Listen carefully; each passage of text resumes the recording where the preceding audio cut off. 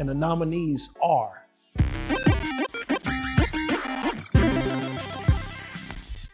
Yo, it's your boy Hometown from Beats and Chill, man. The Grammys just announced the nominations, which is right around the corner. And of course, I gotta give it up for the locals, man. That's what we're here for. Beats and Chill, of course, is like a playground for creators, for hip hop artists, R&B artists, and any other type of creators, man. We do all types of events, podcasts, you name it. So I'm doing Best New Artist, Best Album, Best Producer, and Best Song. So here are my nominees. For Producer of the Year, my nominees are Jordan Patrick, Young and Chriso, Woe 1.0, and Beaumont. The reason why I chose these producers as Producer of the Year, I'll start with Young and Chriso. Whether he's on a podcast talking about his production and his production credits, from his musicianship, playing the keys, working with singers, to even putting on his own project out. He's kind of been very, very active on a lane of Tampa where a lot of people may look at him as working with like street artists all the time, but he's been kind of like all over the place, you know what I'm saying? And doing it I feel like at a high level. So shout out to Young Chris O, man. Like, he's really been one of those producers that's in the lab, but also on the stage. So I feel like, that's why he deserves to be a nominee. Jordan Patrick, as we can see what he's done this year, from producing his own music, from the singles he dropped, from even working on some of the A$AP Rocky releases that came out earlier this year. Like, he's somebody that's been really doing his thing. He's working on a lot of people's stuff low key. He's just not really loud about it, but working on Gat's project, like, he's somebody that, like, if it's really good music you're hearing in Tampa from like really good artists, chances are Jordan Patrick has something on there.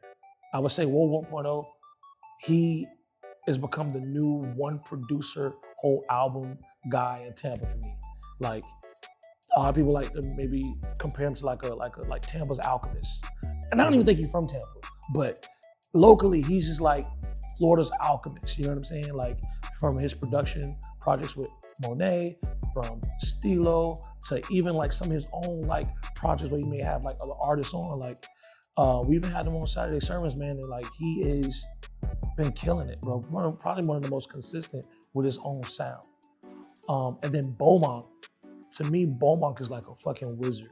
He doesn't need an artist to really get his shit off.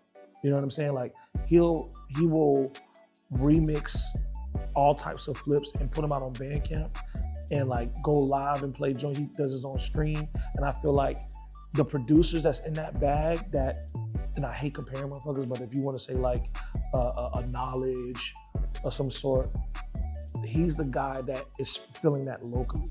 And I feel like he's an absolute gem because of that. So what he's done this year so far, and stuff I know that he hasn't even released yet, but based off what he's done that you can see publicly, I had to nominate him for sure. For Best New Artist, my nominees are Miguel Morales, we have Zanzi Bean, and we got the homie Stilo. The reason why I picked these artists as the Best New Artists, I felt like each of them kind of displayed something that I felt was unique amongst the rest of the crop, right? And maybe they might be new to you, but they new to me. So, you know what I'm saying? I feel like with Miguel, I feel like he made, even though we've all been introduced to Miguel with Barely Legal, but standing alone as his own artist, he's doing a lot of things differently and he's making a name for himself as a solo act. Definitely with his standout record, Gold. I felt like the way he pushed Gold and the way he pushed that record, we haven't really seen any other local acts, definitely in R&B or on pop music, do that. So to me, I think he's really made a lane for himself amongst the rest of the artists in that fashion. With Stilo, I think that he was definitely like more of a surprising act for me. He came out of nowhere, did a full album produced by Woe, and had a unique voice, which is very important for me. It's like your own instrument that nobody else can create. And that album that he dropped, which I'm drawing a blank right now, that's if you listen to my podcast, I do it all the time. But his album with Woe, to me, is a standout. It was very dope. And I'm always just a big fan of just like cool nigga raps. You know what I'm saying? So that's why I picked Stilo.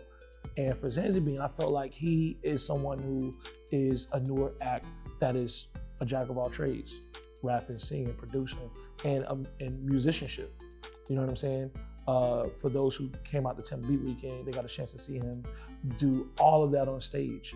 And someone who, again, I didn't know about him until maybe earlier this year, maybe. I thought he only just DJ, which he does that. So those are the reasons why I picked those guys. I feel like they kind of had their own standout reasons. For Song of the Year, my nominees are Barely Legal's Bedazzled Converse, Flo Zig, More Than a Lover, Miguel Morales, Gold, Gat's Stuntman, Jordan Patrick's Slide, Jay Brown's Bad Not Good. Some of these songs I just absolutely love. I'm not thinking about like numbers.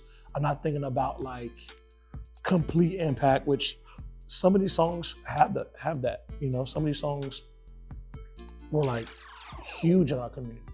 When you think of records like Slide being premiered on the radio with Y94.1 and just kind of like how explosive that was on social media with the video and everything. And it just kind of, Slide was just a song that I felt like was a record from our community that made us feel proud to be like where we're from. It was always kind of like an anthem in a sense, you know? And the fact that we have such a huge DJ party culture here, I just felt like that record just fits the momentum that we have. Gold by Miguel Morales is just a record that, again, R&B and pop, we don't really get a lot of energy and songs that come with that. And I think that's why people gravitated to that. And I think it's just a standout record, honestly. I think, you know, that really showed us like, oh, yo, Miguel is in Barely Legal, but Miguel. Stuntman by Gats, to me, is a personal favorite. I also think that it just hit. Gats got a lot of music. He got a lot of projects. And usually he has one song per project that can just go off of just the hook and the beat alone, where the crowd will be like, I don't give a fuck who's on stage. This shit hit. And Stuntman to me is one of those. But as a conference by Barely Legal, it's just an amazing record, top to bottom. It kind of was like a new change of direction for them. So they went with something new.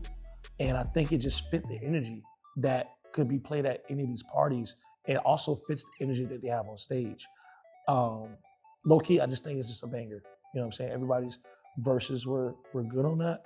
The hook, ring off, the sample choice. Also, I think that's one of the first records that's self-produced by bands from Barely Legal. So we're hearing like self-production for the first time from this crew. So really dope record, man, honestly. Bad Not Good by Jay Brown is one of the best pin records I've heard all year.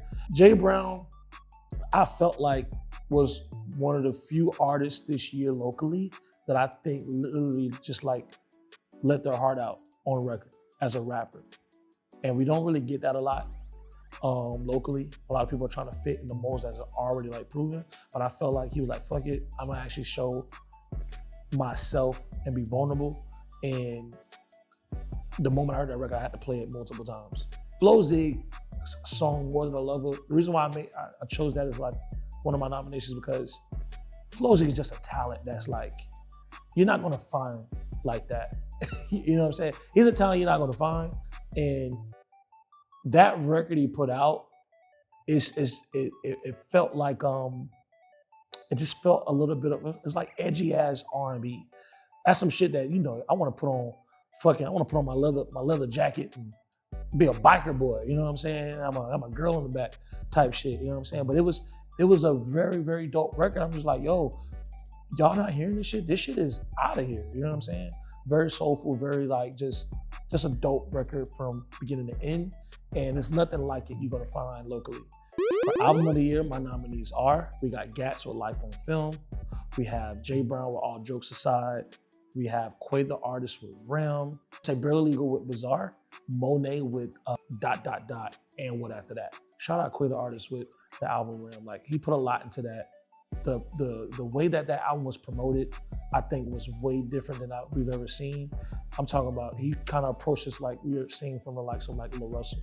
So the marketing, the music, I just think that everything about that project to me is something that will always be something I will remember.